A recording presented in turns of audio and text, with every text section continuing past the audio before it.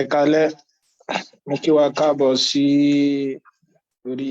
ètò ní alẹ́ yìí. So pẹ̀lú ògo Ọlọ́run bá mọ̀ tẹ̀síwájú níbi tí a bá ẹ̀kọ́ náà dé lánàá. Pé lánàá a parí ẹ̀kọ́ alákọ̀ọ́kọ́ tí a mọ̀ sí number based system. So gẹ́gẹ́ bá dẹ̀ sì ti mọ̀ pé ní gbogbo ọjọ́ Sunday báyìí lálẹ́ Sunday alá máa fi ṣe àwọn problem session. So tí mo dẹ̀ rọ̀ wá pé ká wá àwọn ìṣòro ọlọ́kan ọ̀jọ̀kan so nínú past question wa. So fún àwa tá a fi ìbéèrè náà sọwọ́ mo dúpẹ́ púpọ̀ lọ́wọ́ wa. So pẹ̀lú ògo Ọlọ́run bá máa ṣe àwọn iṣẹ́ náà. Ṣùgbọ́n kí n tó lọ, so nínú àwọn tí mo fẹ́ tún fi tó wa létí,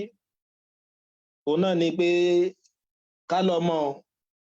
wípé kan nínú àwọn topic eléyìí tẹ́ mọ́ retí nínú JAMB òun láti ṣe yìí. So tó dẹ̀ sì jẹ́ pé kò fẹ́ sí ọdún ọ̀hún tẹ̀ ní bá question ó kéré ju ọyọ̀ kan tẹ̀ ní bá nínú ìdánwò náà. A jẹ́ sí pé lẹ́yìn tá bá ti parí gbogbo iṣẹ́ tó ní pátápátá, so ó ti dá yín lójú pé ẹ ti lè gba máàkì ọyọ̀ kan so nínú gbogbo àwọn máàkì tí ó wà ń bẹ̀ hàn. So òun náà nìyẹn. Ọ̀yà ẹ jẹ́ ká mú ní kánmọ́kánmọ́. So lánàá a ṣàlàyé nípa number based system. Mo dẹ̀ sọ fún wa pé nǹkan méjì la gbọ́dọ̀ dì mú. Gẹ́gẹ́ bí àpẹẹrẹ mo ní tá bá ní s base y báyìí, mo ní base yẹn dà gẹ́gẹ́ bí agbọ́nrin tó tiye. So x òun náà ní kí ni o, àwọn number system lágbọ́nrin yẹn. So gẹ́gẹ́ bí àpèjúwe mo sọ fún wa pé tí n bá ń ṣe ní base 10 tó tiye báwọn, a já sí wípé nọ́mbà tí mo lè mọ rí ní system tí mo ti ṣiṣẹ́ yẹn ò mẹ́wàá ni o. Wọ́n mọ bẹ̀rẹ̀ láti 0 dórí 9, a gbọ́dọ̀ ní 10, a dẹ̀ sì gbọ́dọ̀ ní nọ́mbà tó ju 10 lọ. Mo rò bó ti yé wa báyìí. So a dẹ̀ ṣàlàyé bákan náà wẹ̀ wípé a lè mọ gbé nọ́mbà láti base kan sí base mìíràn. Gẹ́gẹ́ bí àpèjúwe a lè mọ gbé láti standard base wa tí a mọ̀ sí base 10. Base 10 ni àwọn nọ́mbà tí wọ́n bá kọ láì fi base sí. Gẹ́gẹ́ bí àpẹẹrẹ báyìí 57 tí mo kọ yìí base 10 ló wà o, torí kò sí base nídìí rẹ̀. Ẹ wá rí àwọn nọ́mbà mìíràn tó jẹ́ pé base la fẹ́ kọ wọ́n, a gbọ́dọ̀ kọ wọ́n láìláì jẹ́ sí pé a ṣe kí ni o, a fi base sí wọn nídìí. Torí tá a bá ti fi base sí wọn nídìí yóò mọ túmọ̀ sí pé kí ni o, yóò mọ túmọ̀ sí pé base 10 ni wọ́n wà. Mo dẹ̀ gbà wá yànjú wípé tá a bá fẹ́ kọ nínú ìdánwò, ó dáa púpọ̀ ká máa ṣe kí ni o, ká máa kọ àwọn base wa lọ́lọ́rọ̀. Gẹ́gẹ́ bí àpẹẹrẹ ká pé base 9 lélẹ́yìí wà, so ó dáa kí n kọ lọ́lọ́rọ̀. So ti yé wa báwọn. Kí nìdí? Òun náà ni pé tó bá jẹ́ pé ní tí writing rẹ̀ ò yanrantí, so bí irú eléyìí ṣe rí pé àwọn èèyàn lè rò pé bóyá 579 ló kọ. So ti yé wa báwọn. So ló fi dáa ká máa kọ lọ́lọ́rọ̀. A lè gbé nọ́mbà láti base 10 lọ sí base mìíràn. A dẹ̀ sì lè dá padà láti base mìíràn yẹn náà lọ sí base 10. So gbogbo a ti mọ bá ṣe lè ṣe léyìí. Kódà a lè gbé láti base tí è ṣe base 10 lọ sí base mìíràn àti láti base mìíràn tí è ṣe base 10 lọ sí base yẹn padà. So mo dẹ̀ tún ṣàlàyé fún wa lánàá náà bákan náà wípé a lè mọ ro nọ́mbà méjì ní base papọ̀. A dẹ̀ sì lè mọ yọ wọ́n kúrò nínú ara wọn, a lè mọ multiply wọn papọ̀, a dẹ̀ sì lè mọ divide wọn bákan náà pẹ̀lú. Ṣùgbọ́n tá a gbọ́dọ̀ dì mú òun náà ni pé kí ni o, tí n bá ṣiṣẹ́ ní base kan, a já sí pé àwọn nọ́mbà tí ó mọ wà ní base nínú system yẹn wọn ò gbọ́dọ̀ jẹ́ base mi, wọn ò dẹ̀ sì gbọ́dọ̀ ṣe kí ni o, wọn ò gbọ́dọ̀ jẹ́ ní tí ó ju base mi lọ. Gẹ́gẹ́ bí àpẹẹrẹ tí n bá ṣiṣẹ́ ní base 5, a já sí pé náà àwọn nọ́mbà tí ó mọ wà ní system yìí, so àwọn ni 0, 1, 2, 3, 4, mi ò gbọ́dọ̀ ní 5, mi ò dẹ̀ gbọ́dọ̀ ní kí ni o, mi ò gbọ́dọ̀ ní nọ́mbà tí ó ju 5 lọ, mi ò gbọ́dọ̀ ní nọ́mbà tó ju 5 lọ. Ẹ jẹ́ tẹ́lẹ̀ báyìí wá, so ẹ jẹ́ kí n mọ ṣe àwọn iṣẹ́ ọlọ́kan ọ̀jọ̀kan eléyìí tí ẹ fi ṣọwọ́. So ìbéèrè alákọ̀ọ́kọ́ tó wà níbí báyìí, àwọn ìbéèrè mìíràn wà tó yẹ pé ó ju scope JAMB lọ. So bí ẹni tó send ìbéèrè pé tí number based system tó bá lead sí simultaneous equation, so máa padà ṣàlàyé náà, bet ẹ jẹ́ ká kọ́kọ́ ṣe tàwọn tó jẹ́ JAMB náà, máa padà ṣe irú yẹn náà, so mo kàn lè fi sí ọwọ́ gbẹ̀yìn. Ìbéèrè alákọ̀ọ́kọ́ tí mo fẹ́ ká gbéyẹ̀wò níbí báyìí òun náà ni pé kí ni o, ìbéèrè náà lọ báyìí pé n base 5 everything squared is equal to 1010001 base 2. Tẹ́ ẹ bá gbàgbé ẹ rí pé tí mo ṣàlàyé fún wa lánàá òun náà ni pé kí ni o tá a bá kọ́kọ́ rí equation báyìí tó dẹ̀ sì jẹ́ pé base wọn ṣe kí ni o base wọn sọ̀tọ̀ọ̀tọ̀ tá a bá kíyèsí equation tó wà lápá sinmi yìí ẹ rí pé a ní kí ni o n base 5 ló wà. Tẹ́ bá kíyèsí eléyìí tó wà lápá tún mi ẹ rí pé base 2 ló wà. Base àwọn méjèèjì ò jọra wọn. Tẹ́ bá gbàgbé kí ni mo lẹ́yọ̀kọ́ mọ ṣe ohun tí ọkọ̀ mọ wá sí làákàyè náà ni pé kí ni o kẹ́ dá wọn padà sí ìpìlẹ̀ tí a mọ̀ sí base 2 tó ti yọ báwọn. Bó ládẹ́sì mọ́ dá wọn padà mo láàmú ọkọ̀ place value wọn fún wọn lẹ́yọ̀kọ̀ọ̀kan. Ilé yóò jẹ́ 0 ilé yóò jẹ́ 0 1 2 3 4 5 6. Kí ni mo dẹ̀ tún ṣàlàyé lẹ́yìn rẹ̀? So mo ní tẹ́ bá fẹ́ ṣerú eléyìí síwájú ajá sí pé ọmọ jẹ́ kí ni o n times 5 ní tó jẹ́ base 1 raised to power 0. Bó la ṣe mọ̀ bẹ́ẹ̀ ó dàbí ká ní 54 náà ni. Ṣé ẹ̀ pé 54 yìí láìkọ base sí a ti mọ̀ pé base 10 ló wà. Ẹ rí i pé 54 yìí 5 times tó jẹ́ 50 plus 4 units lòun ló fún wa ní 54. Ajá sí pé eléyìí náà mo lè sọ pé kí ni o 50 times 10 raised to power 1 plus 4 times 10 raised to power 0 mo bó ti yọ báwọn. So ó náà ní pé in 54 yìí a ti mọ̀ pé base 10 lòun náà wà. Ajá sí pé ìtumọ̀ rẹ̀ nínú pé ká máa máa nọ́mbà yìí lọ́yọ̀ kọ̀ọ̀kan times base tí wọ́n wà raised to power ní tí ó jẹ́ kí ni ohun tó jẹ́ place value wọn. So torí ẹ̀ la fi ní n times 5 raised to power 0. Ọ̀yà tẹ́ bá bọ́ sí apá tún yín náà ẹ rí i pé a ní àwọn nọ́mbà yẹn bíi méje ni wọ́n. Tẹ́ bá gbàgbé nínú àlàyé tí mo ṣe òun náà ni pé kí ni tẹ́ bá fẹ́ gbé nọ́mbà lọ sí base 10 ẹ kọ́kọ́ yẹ̀ ẹ́ wò tó bá jẹ́ pé JAMB ni ìdánwò tẹ́ ń ṣe ẹ kọ́kọ́ wò pé bóyá àwọn 0 wà ń bẹ̀. Táì pé 0 wà ń bẹ̀ kọ́kọ́ ṣe kí ni o ẹ kọ́kọ́ yọ wọ́n dànù. Tẹ́ bá gbàgbé ìdí òun náà ni pé kí ni o ìgbò jẹ́ pé mo fẹ́ gbé wọn lọ base 10 ni tí ó sì mọ mú mi pé ké mo ṣe kí ni o ké máa multiply àwọn nọ́mbà òun lọ́yọ̀ kọ̀ọ̀kan pẹ̀lú base tí wọ́n wà raised to power place value wọn. Ajá sí pé tó bá tiẹ̀ jẹ́ pé 1 million ni mo ní tí mo á fẹ́ multiply wọn pẹ̀lú 0 kí ni ó padà fún mi yóò padà fún mi ní 0. So ti ń bá wọn ajá sí pé ìbùkátà ké mo ṣe kí ni o kí n ṣe mọ ọkọ ilé ìlọ kọ̀ọ̀kan pé 1 times 2 raised to power 6 plus 0 times 2 raised to power 5 tó mọ̀ wọ́n pé lẹ́yìn náà sì 2 raised to power 5 32 ló fún mi. Níwọ̀n gbà tí n bá ti wá multiply 32 yẹn pẹ̀lú òdo kí ni ó mọ̀ fún mi o yóò mọ̀ fún mi ní òdo náà mo fi ní àbùkátà láti ṣe kí ni o láti ṣe túlẹ̀ tán. Àwọn tó bá jẹ́ 0 wọn ẹ kọ́kọ́ yọ wọn kúrò tó bá jẹ́ JAMB ni o ṣùgbọ́n tó bá yẹ pé bíi wáíkì abínákò lẹ́ ń ṣe tó jẹ́ pé yóò bùkátà láti ṣe láti fi tẹ́ ń ṣe hàn ajá sí pé ẹ gbọ́dọ̀ ṣe kí ni ẹ gbọ́dọ̀ tú wọn lẹ̀ bẹ́ẹ̀ ní JAMB ní sí wọ́n rọ̀ wá pé ká ṣe kí ni o a gbọ́dọ̀ ṣe kánmọ́kánmọ́. Àwọn ìbéèrè mi wà tó yẹ pé láàrin bíi 40 seconds ní wọ́n fi fẹ́ ká ṣe kí ni o wọ́n fi fẹ́ ká ṣe. Ọ̀yà kí lélẹ́yìn ọmọ jẹ́ 1 times 2 raised to power 6 plus ànímẹ́lẹ́ yìí o torí pé 0 ni ó fún wa 1 times 2 raised to power 4 àbí then plus 1 times 2 raised to power 0. Ẹ pé tá a bá ṣe síwájú sí ẹni nọ́mbà raised to power 0 kí la ní ọmọ fún wa yóò mọ̀ fún wa ní 1. Ajá sí pé ọmọ jẹ́ n times 1 yóò jẹ́ n àbí 2 raised to power 6 tẹ́ bá multiply 2 pẹ̀lú ara rẹ̀ lẹ́ẹ̀mẹ́fà yóò mọ̀ fún mi ní 64. Ajá sí pé yóò jẹ́ 64 plus 16 so ti yé mi báwọn plus kí lè yóò jẹ́ o so ilé yóò fún wa ní kíni ilé yóò fún wa ní 1 so ti yé báyìí. Ajá sí pé ẹni mi yóò mọ̀ jẹ́ kíni o 64 plus 16 kíni 64 plus 16 fún wa ẹ má bínú àti ṣe àṣìṣe níbí báyìí ṣe àpélé ẹ má gbàgbé square tó wà ń bẹ̀ so ti yé. Ajá sí pé n square lélẹ́ yóò jẹ́ o rògbò tí yé mi báwọn n square òun náà ni yóò jẹ́ o. Ọ̀yà ilé yóò jẹ́ 64 plus 16 64 plus 16 ẹ rí pé tẹ́ bá ṣe dáadáa yóò fún wa ní 80 plus 1 ó jẹ́ 81. Àwa ní s square is equal to 81. Ìtumọ̀ rẹ̀ náà ni pé kí ni o kí ni máa multiply pẹ̀lú ara rẹ̀ lẹ́ẹ̀mejì tí ó mọ̀ fún mi ní 81. Ẹ rí pé kí ni o òun náà ni a take a square root to both sides. Kí la máa multiply pẹ̀lú ara rẹ̀ lẹ́ẹ̀mejì tí ó mọ̀ fún wa ní 81 náà ni 9. So ti yọ abáwọn so òun náà ni 9. Ajá sí pé ẹni mi so òun náà ni 9 òròbó tí yóò bá wọn. Ìjẹ́ tí eléyàn bá yé wa so nínú àwọn nǹkan mìíràn kejì eléyìí tí mo fẹ́ ká dìmọ̀ so òun náà lélẹ̀ So oníbèrè fún wa níbèrè yìí 20 base 3 everything squared minus 11 base 3 everything squared. Ẹ pé tẹ́ bá ṣe kí ni o tẹ́ bá ṣàkíyèsí rẹ̀ nọ́mbà yìí o base 3 làwọn méjèèjì wà o wọ́n square alákọ̀ọ́kọ́ wọ́n dẹ̀ sì square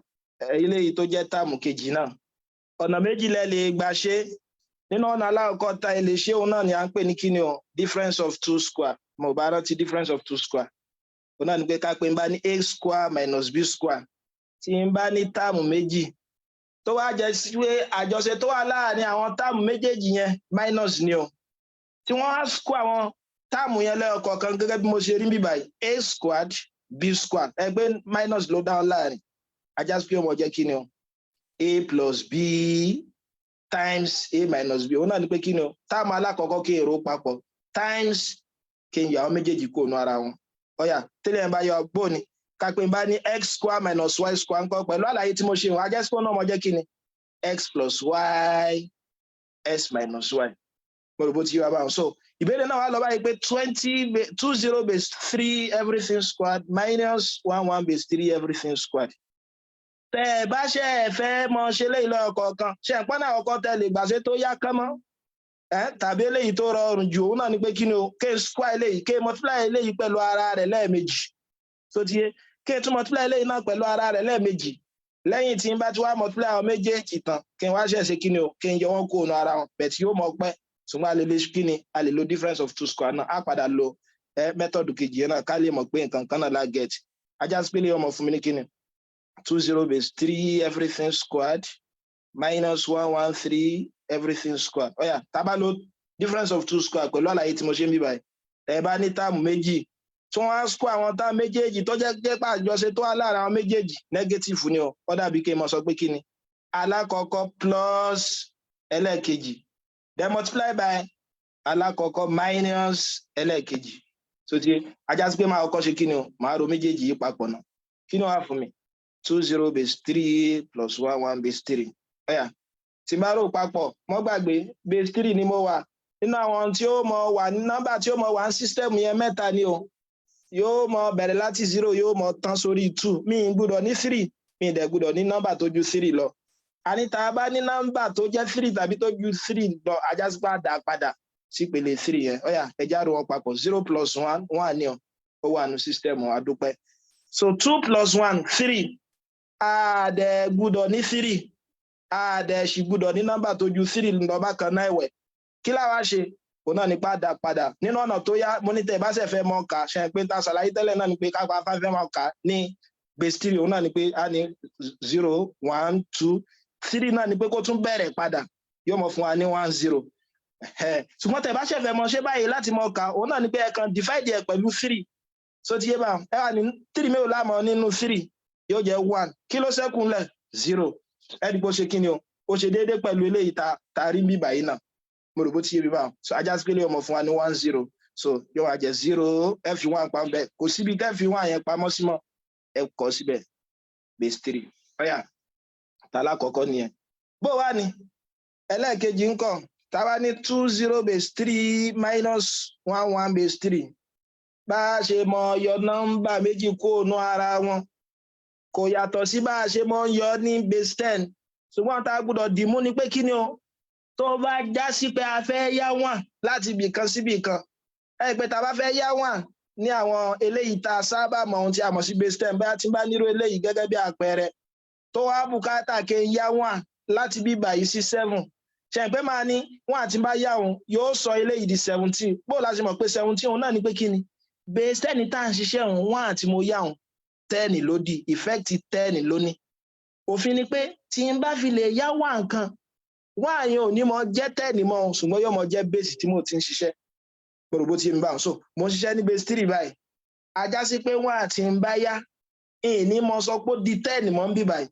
ìyí tí ó mọ dì náà ní kí ni ò ní base tí mo ti ń ṣiṣẹ́ tí tá ń pè ní 3 ajá sí pé lè ọmọ jẹ́ kí ni tá bá yá 1 yóò jẹ́ 3 so 3 plus 0 òun náà jẹ́ 3 minus 1 ó jẹ́ 2 bó ti wà báwọn kí leléyìí kún 1 minus 1 òun náà jẹ́ 0 base 3 so yé so ajá sí pé ń tá ní lẹ́yìn rẹ̀ òun náà ní pé kí ni o tẹ́ ẹ bá gbàgbé ẹ̀rí pàtí bíbá yìí láti lọ ìgbà tá a ro àwọn nọ́mbà méjèèjì papọ̀ fún wa ní 101 base 3 multiply by 2 base 3 ajá sí pé a tún ṣe kí ni a tún multiply àwọn méjèèjì papọ̀ ẹ má gbàgbé base 3 láti ń ṣiṣẹ́ o tá a bá ń ṣiṣẹ́ ní base 3 ajá sí pé àwọn nọ́mbà tá a lè mọ ní sísítẹ́ẹ̀mù yẹn mẹ́ta ni o wọ́n mọ bẹ̀rẹ̀ láti 0 wọ́n mọ parí sí 2 mi gbọ́dọ̀ ní 3 mi dẹ̀ gbọ́dọ̀ ní tójú kí ni o mi gbọ́dọ̀ ní tójú 3 lọ so ti 2 times 1 2 2 times 0 0 2 times 2 2 times 1 2 so ti yé mọ́ so ẹ rí i pé ní tí ó ṣe kí ni ní tí ó fún wa nìyẹn so ọ̀nà kejì òun náà ni pé kí ni o ìgbà tí mo ti ní 2 0 base 3 squared minus 1 1 base 3 squared tí n bá ṣe fẹ́ mọ́ lo difference of 2 square mi mọ́ ajá sí pé tí máa ṣe òun náà ni pé kí ni o máa kọ́kọ́ square ilé so ti yé yóò jẹ́ 203 times 203 náà pé tí wọ́n bá ní square number kan náà ni pé kẹ́ multiply number pẹ̀lú ara rẹ̀ x kó mọ̀ fún ní x times x Ayọ̀mídé school ó mọ̀ jẹ́ Ayọ̀mídé times Ayọ̀mídé mo bó ti yá bá then times 0 times 0 0 0 0 4 ṣe pé 2 times 2 4 ni ó fún wa ẹ̀dẹ̀ mọ́ gbàgbé òfin base 3 láti ń ṣiṣẹ́ a gbọ́dọ̀ ní 3 tàbí nọ́mbà tó ju 3 lọ tẹ́ bá ti ní tó jẹ́ 3 tàbí tó ju 3 lọ ajá sí pé mo divide ẹ̀ pẹ̀lú 3 ẹ mọ̀ kọ reminder so ti yóò máa jẹ́ 3 mi ò lámọ̀ nínú 4 1 remainder 1 so ti yé mi báwọn so a kọ 1 bẹ́ẹ̀ kò síbi tá a ro 1 eléyìí tó kù sí mọ́ so a kọ síbẹ̀ lẹ́yìn ìgbà yẹn àwọn arò papọ̀ yóò fún wa 0 0 1 1 bóun ni ẹlẹ́ẹ̀kejì ń kọ́ 1 1 base 3 1 1 base 3 ẹja tún multiply òun náà jẹ́ 1 1 1 1 yóò tún fún mi ní kíni o 1 2 1 base 3 ajá sí pé mo lè kó méjèèjì papọ̀ eléyìí ó fún mi léléyìí eléyìí náà fún mi léléyìí àbí ajá sí pé ìyọkúrò àwọn méjèèjì yóò mọ jẹ́ 1 1 0 0 base 3 minus 1 2 1 base 3 ẹ̀jẹ̀ àyàn kò rẹ́ pé nǹkan kan náà lágẹ̀t 0 minus 1 kò lè ṣeé ṣe o ajá sí kó bùkátà kí n yá 1 láti ibì kan ẹ̀dẹ̀ mọ́ gbàgbé tí n bá ti gbé 1 láti ibì kan síbì kan 1 àti n bá yá òun kò ní mọ jẹ́ 10 mọ́ kí ni ó mọ jẹ́ o yóò mọ jẹ́ 3 torí base 3 ni mo ti ń ṣiṣẹ́ tó bá jẹ́ pé base 5 lẹ ti ń ṣiṣẹ́ 1 tẹ́ bá yá kò ní mọ jẹ́ 10 bá ṣe mọ́ ṣe bá ṣe bó ṣe gbajúmọ̀ tẹ́lẹ̀ nígbà tá a bá ń ṣe kí ni o standard base tí a mọ̀ sí base 10 in tí ó mọ̀ jẹ́ náà ni base tẹ́ ti ṣiṣẹ́ tó jẹ́ 5 yẹn so tí yé báwọn so 3 láti ń ṣiṣẹ́ base 3 láti ń ṣiṣẹ́ mi báyìí ajá sí pé 1 àti bá gbé láti ibìkan síbì kan effect 3 ni ó mọ̀ ní eléyìí náà ni tó bá tún yá láti bí báyìí ajá sí pé eléyìí ó jẹ́ 3 tó bá tún yá láti bí báyìí eléyìí náà ó jẹ́ 3 eléyìí ó kù 2 àbí yóò jẹ́ 3 minus 1 2 mo bó ti yé mi wá so eléyìí ó jẹ́ 2 minus 2 0 so ti yé eléyìí náà ṣe kí ni o ó ti kodò tó dáa ti yá ajá sí pé òun náà tún yá kan láti bí báyìí 1 tó bá yá òun náà yóò tún jẹ́ 3 so 3 minus 1 2 yóò jẹ́ 2 0 0 base 3 ṣe ti yé yín bá ẹ pé tẹ bá ṣàkíyèsí rẹ̀ nǹkan kan náà lẹ ṣe kí ni nǹkan kan náà lẹ ṣe ọ̀nà kí yóò tẹ bá rí kẹ gbà ṣe answer kan náà lẹ ṣe kí ni o answer kan náà lẹ get nínú àwọn ìbéèrè tí wọ́n tún fi ṣọwọ́ so mo fẹ́ ká kọ́kọ́ ṣe tàwọn JAMB tán ká tó lọ síbi àwọn tó bá jẹ mọ́ àwọn wàhẹ́ẹ̀kì torí òun ṣe kí ni o òun ó gbà ká ṣe kí ni ká túlẹ̀ dáadáa so ẹ mọ̀ pé àwọn JAMB gbà tó jẹ́ pé multiple choice àwọn múyìmúyì ni so òun ṣe kí ni o kò ní bùkátà láti mọ ọkọ̀ nǹkan lẹ̀ so nínú béèrè tẹ́ni yìí tún fi sọ́wọ́ a ní ta bá ní kí ni o 4 7 base 9 multiply by 3 4 base 9 bẹ́ẹ̀ ṣe ta tẹ̀yìn wá gẹ́gẹ́lẹ́ náà bẹ́ẹ̀ lẹ́ṣe mọ́ ṣe òun náà ni pé kí ni o bí n ṣe máa multiply ní standard base mi gẹ́gẹ́ bẹ́ẹ̀ náà ni máa ṣe máa multiply lélẹ́yìí ṣùgbọ́n yàtọ̀ tó gbọ́dọ̀ wà òun náà ni pé kí ni o mo ti mọ̀ pé base 5 mo ti ń ṣiṣẹ́ nọ́mbà mẹ́rin ni ó mọ̀ wá system yẹn nọ́mbà 5 wọ́n mọ̀ bẹ̀rẹ̀ láti 0 wọ́n mọ̀ tán sí kí ni o wọ́n mọ̀ tán sí 4 ní pé mo lè ní 0 mo lè ní 1 mo lè ní 2 mo lè ní 3 mo lè ní 4 mi ò gbọ́dọ̀ ní 5 o mi ò dẹ̀ sì gbọ́dọ̀ ní nọ́mbà tó ju 5 lọ ẹja máa ṣe 4 7 3 4 kádẹ́gbọ̀n pé base 9 láti ń ṣiṣẹ́ 4 times 7 ó fún wa ní 28 tàbí ó ti ju 9 lọ ẹja sí pàfi 9 gé so 9 mi ò lámà nínú 28 ẹ bá ṣàkíyèsí rẹ̀ dáadáa so ti yé ẹ rí pé iye 9 táàmù ọdún nínú 28 mẹ́ta ni ó yóò kọyọ̀ kan lẹ̀ so ti yé bá wọn ajá sí pé ní 3 1 awakọ̀ wọn àwọn á fi 3 pamọ́ so 4 times 4 16 pẹ̀lú 3 tá a fi pamọ́ yóò jẹ́ 19 òfin dẹ̀ṣin ni pé mi gbúdọ̀ ní 9 tàbí nọ́mbà tó ju 9 lọ 19 ju 9 lọ so ti ajá sí pé máa tún sóhun náà kí ni màá dóhun náà padà sípìlẹ̀ yóò jẹ́ kí màá tún ní 9 mi ò máa rí nínú 19 ẹ̀yà ẹ rí pé 2 ni òun náà kún wa akọ̀ wọn á fi 2 pamọ́ ṣùgbọ́n kò síbi tá a fi 2 yókù sí ẹ̀kọ́ tán mo rò bó ti yé mi báwọn ẹ̀yà 3 times 7 21 òfin náà ni pé kí ni ìyìn gbúdọ̀ ní 9 tàbí tí ó ju 9 lọ ajá sí pé a tún gé náà ẹ tún ní 9 mi ò lámà rí nínú 21 ẹ rí pé 2 ni ó kù 3 ajá sí pé akọ̀ 3 a tún fi 2 pamọ́ 3 times 4 12 pẹ̀lú 2 tẹ́ fi pamọ́ ó jẹ́ 14 òun náà tún ti ju 9 lọ ọ̀yà ẹja tún fi gé 9 mi ò lámà rí nínú 14 ajá sí pé yóò gbé 1 remainder 5 ẹ kọ́kọ́ 5 yẹn kò síbi tá a fi wọn àyókù pamọ́ sí ẹ̀kọ́ wọn náà lẹ́yìn rẹ̀ wàá rò wọn papọ̀ ọ̀yà ajá sí pé lẹ́yìn náà jẹ́ 1 kílẹ̀ tún gbọ́dọ̀ dìmú tẹ́ ẹ bá ń rò papọ̀ base 9 mo ti ń ṣiṣẹ́ nọ́mbà tí ó mọ 1 system yẹn mẹ́sàn-án ni o yóò mọ bẹ̀rẹ̀ látòrí 0 yóò mọ tán sórí 8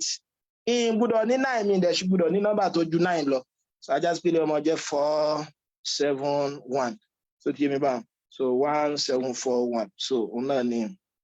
ìbéèrè náà jẹ́ òun náà ni ìbéèrè náà jẹ́ ìjẹ́ tí eléyìí bá yé wa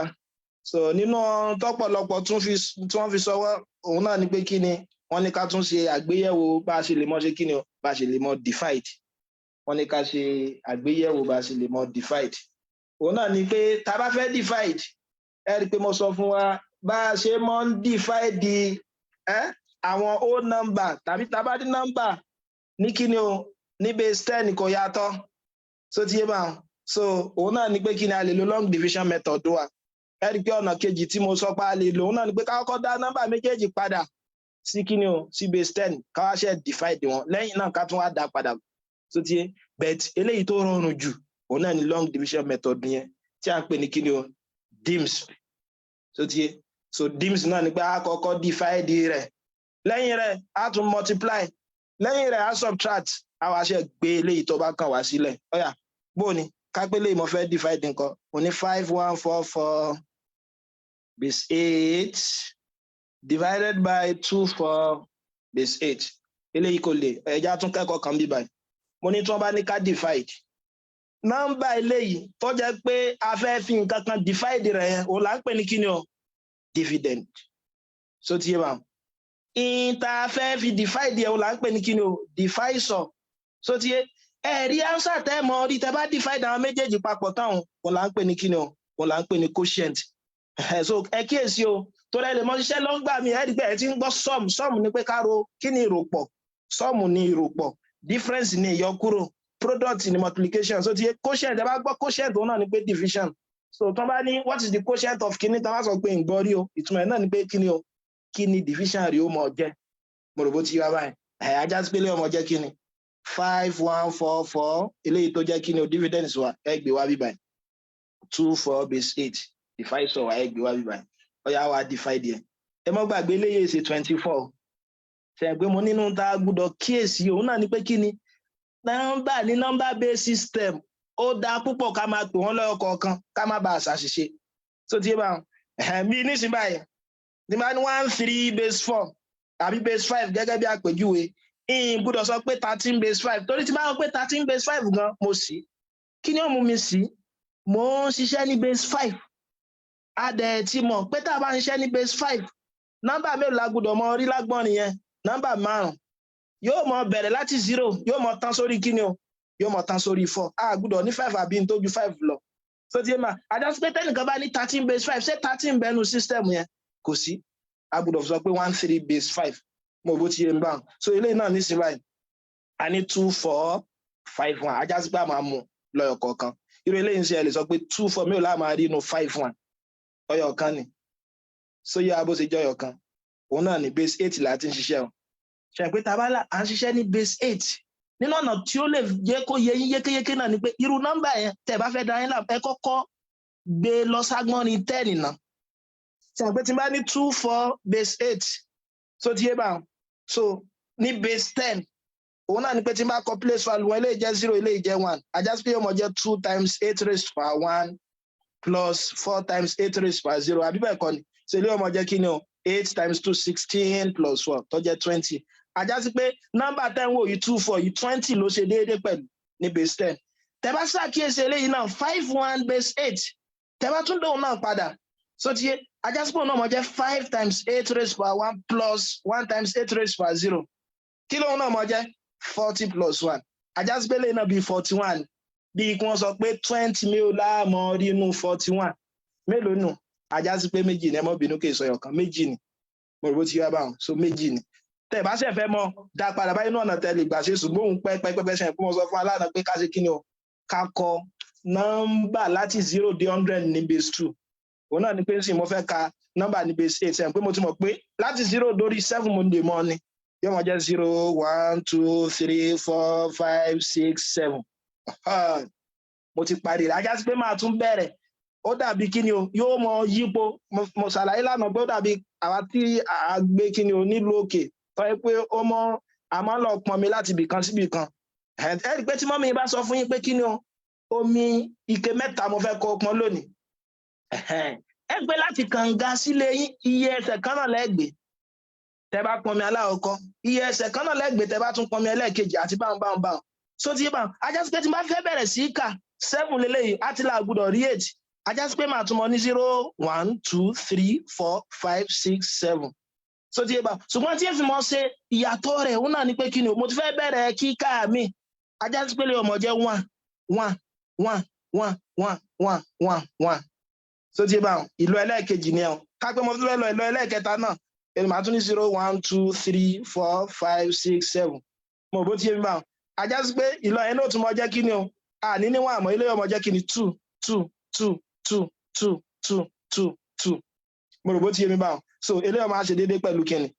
0 1 2 3 4 5 6 7 8 9 10 11 12 13 14 15 16 17 18 19 20 21 22 23 mo rò bó ti yé mi báwọn ẹ pé tẹ́ bá ṣàkíyèsí kí la gẹ́ẹ̀tì ní 24 yìí ẹ rí kó ṣe déédéé 20 náà ní tí mò ń ṣàlàyé ń bẹ̀ nìyẹn bó bá yẹn lẹ ṣe lè mọ gbé nọ́mbà so ẹ̀yin tí mo rọ̀ yín kọ́ yẹ pé kí ni ẹ lè kọ́ nọ́mbà láti 1 dé 100 so ti yé mà so ẹ kọ́ ní base 2 base 3 ẹ kọ́ báyìí lọ ọ̀yà ìgbà tá a ti mọ̀ pé méjì eléyìí láàmọ̀ rí inú eléyìí pẹ̀lú àlàyé tí mo ti ṣe ẹ rí pọ́ náà tó yá kọ́mọ́kọ́mọ́ náà ni pé kí ni ká kọ́ gbá àwọn méjèèjì lọ sí base 10 so eléyìí ti jẹ́ méjì báyìí ẹ mọ́ gbàgbé òfin tá a máa ń lò fún long division method eléyìí tí mo ṣe kí tí mo pè lẹ́ẹ̀kan tá à ń pè ní DIMSP òun náà ń pé mo ti divide ìtàn in tí ó kù tí ń ṣe náà ni pé kí n multiply àwọn arákùnrin méjèèjì mọ́ra wọn yóò jẹ́ 2 times 2 4 ẹ mọ́ gbàgbé o base 8 mo tún wà o kí ni ìgbúdọ̀ ní 8 tàbí nọ́mbà tó ju 8 lọ nínú system yẹn yóò jẹ́ 2 times 4 8 àgbúdọ̀ ní 8 kí láṣẹ ajá sí pé a fi 8 gé a kàn tó ṣẹ́kùn lẹ̀ 8 mi ò lá máa rí inú 8 1 remainder 0 tẹ̀bá ṣe fẹ́ mọ́ ká bá ṣe kàn bí báyìí ajá sí pé ẹ̀kọ́ 0 sí báyìí ẹ fi 1 pamọ́ so 2 times 2 4 pẹ̀lú 1 tẹ́ fi pamọ́ ó jẹ́ 5 ajá sí pé ó jẹ́ 5 0 awakọ̀ 5 0 sí bí báyìí so ti yé báwọn kí ni tẹ́ ṣe lẹ́yìn rẹ̀ ẹ wàá yọ kó nu ara wọn ọ̀yà 5 1 minus 5 0 eléyìí ọmọ fún mi ní kí ni 1 tẹ́ bá ti wá ṣe tán ẹ tún wá gbé nọ́mbà tó tún kù lẹ́yìn rẹ̀ ẹ gbé wálẹ̀ eléyìí tí ń ṣe 4 ẹ pé tẹ́ bá wò pé 2 4 mẹ́rin máa rí nínú 14 ṣe pé kò ṣeé ṣe o 0 ni o so ti yé mi báwọn so 0 times 2 4 òun ló tún jẹ́ 0 á tún máa ní 1 4 padà ọ̀yà ẹ tún gbé eléyìí tó gbẹ̀yìn bẹ́ẹ̀ tí ń ṣe 1 4 4 ọ̀yà ẹ wà ní 2 4 mẹ́rin láàmú rí nínú 1 4 4 a ti mọ̀ pé 2 4 wa 20 ni o tàbá gbé lọ sí base 10 ọ̀yà 1 4 4 náà tó bá yẹ pé ẹ mọye tẹ́ mọ rí nínú ọ̀nà tó yá kánmọ́kánmọ́ tẹ́ lè mọ gbà ṣe òun náà ni pé kí n tún délé náà padà sí base 10 kí n fi lè mọ bó ṣe wúwo sí tó ti yé ọ̀yà place value wọn ni 0 1 2 ajá sí pé ọmọ jẹ́ 1 times 8 raised power 2 plus 4 times 8 raised power 1 plus 4 times 8 raised power 0 mo bó ti yé mà ilé ó jẹ́ 64 plus 32 plus 4 tó ti yé ilé ó jẹ́ 36 àti 64 tẹ́ bá rò wọn papọ̀ ó fún wa ní 100 ajá sí pé à ń wò ipe bíi 20 mélòó láàmọ́ rí nínú 100 so tí bá torí eléyìí ọjọ́ bí 20 ni wíwo rẹ̀ 20 ni wíwo eléyìí 100 ni bó la ṣe mọ̀ bẹ́ẹ̀ àgbé wọn lọ sí base 10 mo bó ti wá báyẹn so eléyìí wọn á jẹ́ kí ni o 20 million la máa rí 100 ajá pé yóò mọ̀ fún wa ní 5 àwa rò wọn papọ̀ 5 times 2 4 so ti ẹ gbé tẹ́wá 5 times 2 4 kí ni ó fún wa padà ẹja ṣe 2 4 times 5 5 times 4 20 gbọ́dọ̀ ní 20 torí base 8 ni mo ti ń ṣiṣẹ́ tàbí ń tójú 20 lọ ajá pé kí ni màá máa ṣe lẹ́yìn rẹ̀ màá fi 8 gé 8 mélòó ni màá rí inú 20 méjì ni o torí 2 times 8 16 ó kù 4 ńlẹ̀ eléyìí ó kù 4 mo bó ti yé mi báwọn kí la fi pamọ́ a fi 2 pamọ́ so 5 times 2 10 pẹ̀lú 2 tá a fi pamọ́ ó jẹ́ 12 àbí ó tún ti ju 8 lọ á tún fi 8 gé yóò fún wa ní kíni o yóò fún wa ní 1 remainder 4 ajá sí pé ẹ̀kọ́ 4 1 so ajá sí pé tí bá multiply méjèèjì papọ̀ tí yóò fún mi ní 144 tàbá yọ wọn kó nọ̀ra wọn yóò fún wa ní 0 ajá sí pé division méjèèjì yìí so ti yé mi báwọn division méjèèjì yìí tí a mọ̀ sí 5144 base 8 divided by 24 base 8 and yóò mọ̀ fún wa ní kíni o 205 base 8 òun náà ni yóò mọ̀ ṣe kíni òun náà ni yóò mọ̀ jẹ́ kí lọ́nà kejì tẹ́lẹ̀ ìgbà ṣe ọ̀nà kejì tẹ́lẹ̀ ìgbà ṣe tẹ́ bá wò pé lè yá jù tọrọ pọ̀lọpọ̀ ọmọ akẹ́kọ̀ọ́ ni wọ́n máa ń fẹ́ sá fún long division method òun ló sì rọrùn jù so kódà àwa olùkọ́ mi máa ń sá fún tó ti yé inú ọ̀nà mìíràn tẹ́lẹ̀ ìgbà ṣe òun náà ni pé kí ni o eléyìí báyìí ní ìsìn máa wá ṣe kí ni hello ṣé ń gbọ́ mi so eléyìí báyìí ní ìsìn máa gbé wá sí base 10 màá gbélé yìí náà wá sí base 10 ajá sí pé mo ti gbélé yìí sí base 10 mo ti gbélé yìí náà wá sí base 10 answer tí mo get tí n bá ti ṣe kí ni o tí n bá gbé àwọn méjèèjì sí base 10 tí mo á divide wọn náà yóò mọ fún mi ní answer ní base 10 tí n bá ti á get ẹ̀ tán màá ṣẹ̀dá padà sí base 8 tó ti yé báwọn ọ̀yà ìgbà tá a ṣe 51444 yìí 5144 lẹ́ẹ̀kan ẹja gbé lọ sí base 10 0 1 2 3 òun ni place value 1 kí mo lẹ́yìn ọkọ mọ wò bóyá ó yá bóyá 0 1 bẹ́ẹ̀ tá a lè gbádàn kò sí o ajá sí pé àmúlọ́kọ̀ kan ilé ó jẹ́ 5 times 8 raised by 3 ẹ rí i pé eléyìí yóò mọ̀ pẹ́ 1 times 8 raised by 2 plus 4 times 8 raised by 1 plus 4 times 8 raised by 0 mo rò bó ti yé mi báwọn so 8 times 8 jẹ́ 64 àbí 64 times 8 torí 8 raised by 3 ń gbé kí n multiply 8 pẹ̀lú ara rẹ̀ lẹ́ẹ̀mẹ́ta eléyìí ó jẹ́ 2 remainder 3 àbí eléyìí jẹ́ 48 plus 3 512 àbí 512 times 5 0 máa fi 1 pamọ́ 5 6 2 5 yóò jẹ́ 2560 plus 64 plus 32 so yẹmi mo ṣe jẹ́ 64 8 square plus 4 ọ̀yà tábàárò gbogbo wọn papọ̀ ńkọ́ 256064 eléyìí ó fún mi ní 4262 àbí tábàárò pọ̀ mọ́ 32 náà ńkọ́ 6562 àbí àti 4 eléyìí ó jẹ́ 066 ọ̀yà ajá sí pé tó mọ̀ fún wa ní base 10 nìyẹn ẹ dẹ̀ mọ̀ àbùkátà láti tún eléyìí ṣe mọ́ because a ti mọ̀ tẹ́lẹ̀ pé 2 4 base 8 gbà tá a gbé lẹ́ẹ̀kan ṣe pé 2 4 base 8 ní tó fún wa lẹ́ẹ̀kan kí ló fún wa Ṣẹ́gun sọ rántí. Bẹ́ẹ̀ni sà. Kí ló fún wa? Gbà tá a gbé 2 4 sí base 10 lẹ́ẹ̀kan kí ló fún wa? Ó fún wa ní 20. Ó ti ṣe àìpé mo ṣe mí báyìí o lè sáré ṣe kọ́mọ́dà òun náà ní pé kí ni ilé ó jẹ́ 2 times 8 raised by 1 plus 4 times 8 raised by 0. Mo rò bó ti yé mi báwọn. So 16 plus 4 la fi ní 20. Ajá sí pé lẹ́yìn rẹ̀ mo ti gbé léyìí wá sí base 10. Mo ní yóò mọ̀ fún mi ní kí ni o 2660. Ẹ jẹ́ n pa eléyìí rẹ̀. So eléyìí ó jẹ́ kí ni o 2660 divided by 20. Méjèèjì ti wà ní base 10. Ajá sí pé tí n bá divide àwọn méjèèjì náà papọ̀ yóò mọ̀ fún mi nọ́mbà tó wà ní base 10. So eléyìí ó jẹ́ kí ni o 260 divided by 20. So eléyìí ó gé eléyìí o. Kí ló kúnlẹ̀? 2 here 1 2 in 6 33. Ajá sí pé mo ní 133. Base what? Base 10. Ìbéèrè tí wọ́n sì fún wa base 8 ló wà. Ajá sí pé mo gbúdọ̀ dá padà sí kí ni o? Base 8. Ọ̀yà bó láṣẹ mọ́ dá padà a ní 133 base 10. Bó mo lẹ́sìn mọ́ dá nọ́mbà padà sí octal. a mọ̀ divide pẹ̀lú 8 títí tí ó fi ní ṣẹ́kù kankan lẹ̀ mọ́ tí ó fi ní ṣẹ́kù kankan lẹ̀ mọ́ ó yá 8 mi ò máa rí nínú 133 8 in 13 1 ni okùn 5 8 in 53 mélòó nù ó yá 6 mà nìyẹn torí 8 times 8 times 6 that's 48 àbí 53 minus 48 7 ṣé bẹ́ẹ̀ kọ́ ni so yé mi Ṣẹ́gun tó ń gbé 8 in 13 Ayọ̀mídé ṣe wà pẹ̀lú wa mi mọ̀ bóyá àwọn tó wà lórí ìkànnì Facebook sí àwọn náà ń tẹ̀lé wa so mo lè mọ̀ rí Ṣẹ́gun tó bá jẹ́ pé wọ́n béèrè ń bẹ ẹ lè fi ṣọwọ́ sí mi so ti yé máa ní tí mo ṣe bẹ́ẹ̀ náà ni pé mo ní 8 mélòó máa rí inú kíni o 8 mélòó máa rí inú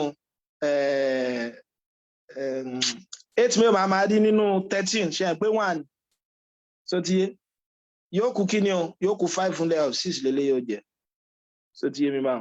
so ẹ pé tá bá ní 18 times 6 so àbí 16 times 8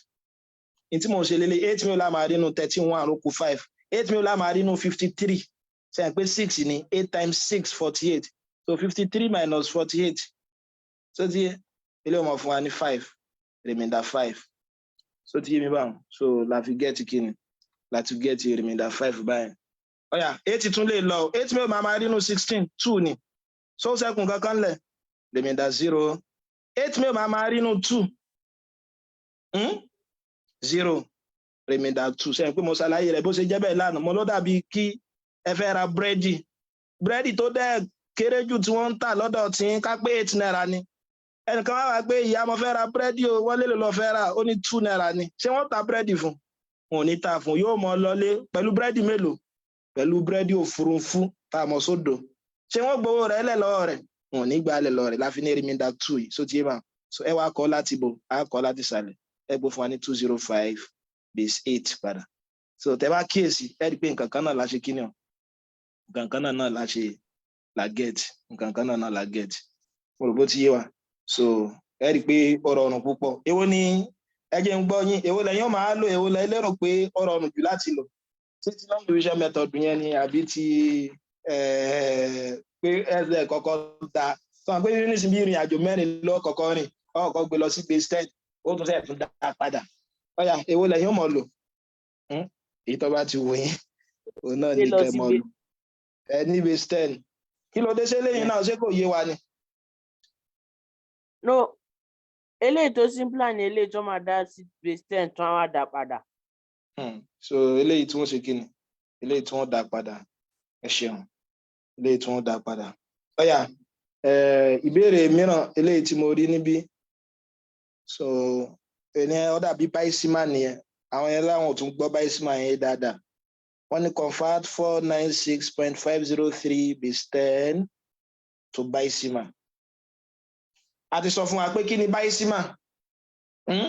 bicimals ni binary number tó wà ní decimal form àbí tó ti bó mo láṣẹ mọ̀ gbé nọ́mbà decimal form sí kí ni o sí bicimals òun náà ni pé tẹ́ bá kíyèsí nọ́mbà yìí a ní whole parts a dẹ̀ sí ní fractional part ajá sí pé ọkọ̀ ṣe kí ní ẹ̀mọ̀ ṣe wọ́n lé ọkọ̀ kan àkọ́kọ́ gbé léyìí lọ sí base 2 náà mo rò bó ti yé mi wá bó láti mọ̀ gbé òun lọ sí base 2 a máa divide pẹ̀lú 2 títí tí ò fi ní ṣẹ́kùn kankan lẹ̀ mọ́ so ti yé bá wọn bẹ̀rẹ̀ lẹ́yìn fractional part lòun ẹ máa multiply wọn pẹ̀lú 2 ni tẹ́ bá gbàgbé bí mo ṣe sọ lánàá ọ̀yà ẹja kọ́kọ́ ṣe eléyìí náà ń gbà yẹ pé kò nira láti gbé eléyìí lọ sí base 2 yóò jẹ́ 2 times 9 kí ni 2 times 9 2 mi ò lámọ̀ rí inú 9 so 4 remainder 1 eléyìí yóò jẹ́ 8 remainder 0 2 tún lè lọ 1 2 4 remainder 0 2 tún lè lọ 6 2 remainder 0 2 tún lè lọ 3 1 remainder 0 15 remainder 1 àbí so 2 in 15 7 remainder 1 3 remainder 1 1 remainder 1 2 mi ò lámọ̀ rí inú 1 0 remainder what remainder 1 mo lẹ́kọ̀ọ́ láti ìsàlẹ̀ ilé òfin wa ní kí ni 1 1 1 àbí 1 1 0 0 0 0 so ẹ ti parí kí ni o àwọn whole part ni ẹ ẹ wá rí eléyìí tó jẹ́ fractional part yẹn tó jẹ́ 0.503 bó mo lẹ́sìn mọ́ sóhun ẹ mọ̀ multiply rẹ̀ pẹ̀lú base yẹn so ti bá ẹ mọ̀ wá gbé àwọn tó bá jẹ́ whole tẹ́ bá ti rí yọ ńbẹ̀ ẹ mọ̀ gbé wọn jáde nígbà ó jẹ́ pé bicimal ni mò ń gbé lọ tó jẹ́ base 2 ajá sí pé màá multiply rẹ̀ pẹ̀lú 2 ló jẹ́ 2 times 3 6 ṣé mo lè kọ 6 tán ẹ rò sí dáadáa ṣé mo lè kọ 6 tán. Ara. Yeah. Ọ̀yà bó lẹ́sìn mọ́ á sí a ní 0.50 0.50 kilo-square so òun náà ni ẹ lè tẹ̀síwájú lórí rẹ̀ torí fractional part ni eléyìí ó jẹ́ 6 ẹ mọ̀ pé tá bá multiply yẹn a ní rí base 2 tó ayé páàrí ní rí base 2 ni eléyìí tí ẹ ti kọ́kọ́ forí sánpáná tọ́ra àgbúdọ̀ ní 5 àti 3 tẹ́lẹ̀ ní kilo-square ẹ kàn mọ́ multiply tẹ́ bá ti multiply máa gbé kíní ẹ̀ jáde so ti eléyìí ó jẹ́ 0 àbí 2 times 5 10 ó kù 1 àbí 2 times 0 eléyìí ó fún mi ní 1 so ti 1 tí mo fi pamọ́ ni ẹ wá gbé eléyìí jáde ẹ gbé nọ́mbà eléyìí jáde a ní 1 ọ̀yà ẹ tún wá multiply rẹ̀ pẹ̀lú 2 mo lẹ́mọ̀ ṣe títí tó fi jẹ́ pé bóyá wọ́n bá fún wa pé ká ṣe dórí decimal place kan tàbí wọ́n sọ fún wa pé ká dúró lórí ibì kan tí wọ́n bá ti á sọ fún wa pé ká dúró tẹ́ bá ti rí 0 yọ ní whole party ẹ lè dúró ń bẹ̀ eléyìí ó jẹ́ 2 times 6 12 àbí a fi 1 pamọ́ 2 times 0 0 pẹ̀lú 1 tá a fi pamọ́ eléyìí ó jẹ́ 1 0 2 mo rò bó ti yé mi báwọn so yóò jẹ́ 2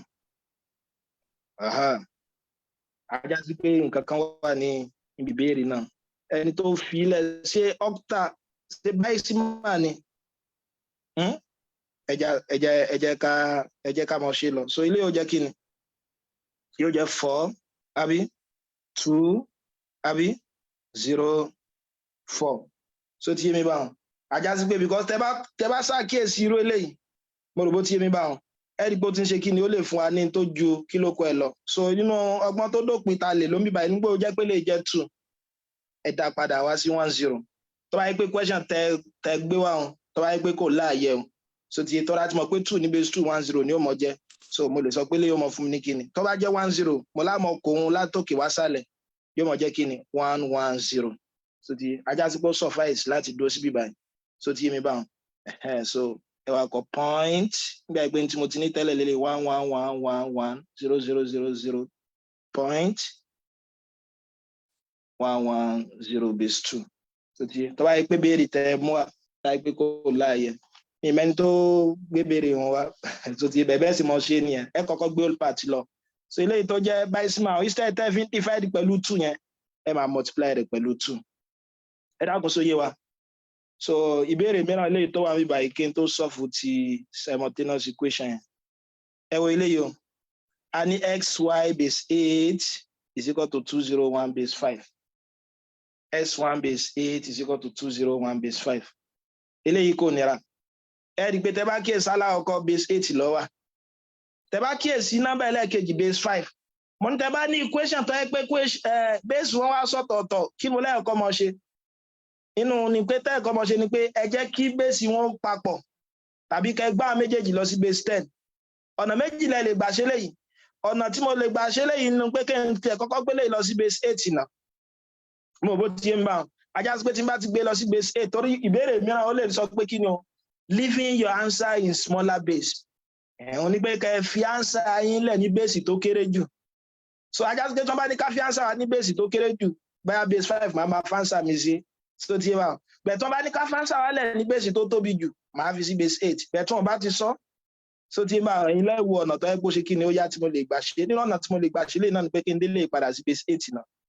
ajá sí pé tí n bá dá 201 base 5 sí base 8 wọ́n báyìí lọ fún mi ní 2 digits so ti máa tí n báyìí fi lè ní 2 digits ń bẹ̀ ajá sí pé digit aláwọ̀kọ́ yẹn òun ni x mi digit ẹlẹ́ẹ̀kejì òun ni y sagbala yẹn lọ́nà tó yá tá lè gbà ṣe nìyẹn ọ̀nà kejì náà ni pé kí ni o kí n gbé léyìí sí base 10 kí n gbé léyìí sí base 10 tí bá ti á gbé sí base 10 tán yóò mọ fún mi ní linear equation so màá solve linear equation yẹn so ti yé báyìí ọ̀yà ẹja kọ́kọ́ ṣe eléyìí tí mo sọ yìí ẹja délé padà sí base 8 bó ni kò lè lọ sí base 8 fúnra rẹ̀ a kò kọ́kọ́ dá padà sí base kí ni náà base 10 so ẹ má gbàgbé 0 1 2 ẹ dẹ̀ má gbàgbé tí mo sọ bákan náà pé tẹ́ ẹ bá ń gbé nǹkan lọ sí base 10 ẹ kọ́kọ́ wò tó wáyé pé 0 1 bẹ́ẹ̀ ẹ pàdánù torí kò ní ṣe kí ni o kò ní túmọ̀ tó bá jẹ́ pé JAMB lẹ́ ń ṣe ni òun ni pé yóò lè yá yín torí tó wáyé pé 1 million gan mo get bí báyìí níwọ̀n gbà tí bá multiply pẹ̀lú 0 ó ti di 0 nìyẹn so ti ń bá so ilé ọmọ á jẹ́ kí ni o 2 times 5 raised to power 2 plus ẹ má wulẹ̀ mélé mọ́ torí 0 ni kódà kẹ́ get 17 tẹ́ bá ti multiply pẹ̀lú 0 yóò tán padà then plus 1 times 5 raised to power 0 so ti ilé ọmọ á jẹ́ kí ni 25 times 2 50 plus 1 ilé tó jẹ́ kí ni ó ń ṣe 51 ó jẹ́ 51 ajá sí pé lẹ́yìn sí 51 51 ẹ má bínú 51 base 8 mo bó ti ń bá so ilé jẹ́ 51 base 8 òun náà ni ajá sí pé lẹ́yìn nísìn tí n bá tún kọ ní base 8 òun náà ni pé kí ni 51 base 8 tí n bá fẹ́ dára mi láàmú ń gbọ́ yẹ pé 2 digits náà mo ní ìtumọ̀ rẹ̀ náà ni pé kí ni x mi ni y mi ni ṣe é pé equality ni méjèèjì ti dọ́gba mo rò bó ti yé mi báwọn ó dàbí kan sọ pé 2x àbí tí wọ́n ní ab is equal to 34 tó di pé nọ́mbà méjèèjì yìí dọ́gba ajá sí pé a yìí náà ní 3 b náà dẹ̀ sì ní 4 mo bó ti yé mi báwọn ajá sí pé láti báyìí náà mo lè sọ pé x mi jẹ́ 5 y mi jẹ́ kíni o y mi jẹ́ 1 so ti yé mi báwọn màá sọ pé x is equal to 5 or y is equal to 1 mo rò bó ti yé mi báwọn bẹ̀ẹ̀ tí inú ìbéèrè ó dàbí wọ́n ní kó find the sum of x and y ajá sí pé sum of x and y yóò mọ̀ jẹ́ kíni yóò mọ̀ jẹ́ 6 ajá sí pé sum of x and y yóò mọ̀ jẹ́ 6 mo bí agbó àlàyé yẹn náà yìí ọ̀nà kejì wo lẹ lè gbà ṣe ẹni pé mo la lè ṣe lọ́nà mìíràn ọ̀nà mìíràn ni pé kéyìn gbélé yìí náà sí base 10 kélé yìí náà wà ní base 10 yóò fún mi ní linear equation alita ọ̀yà xy base 8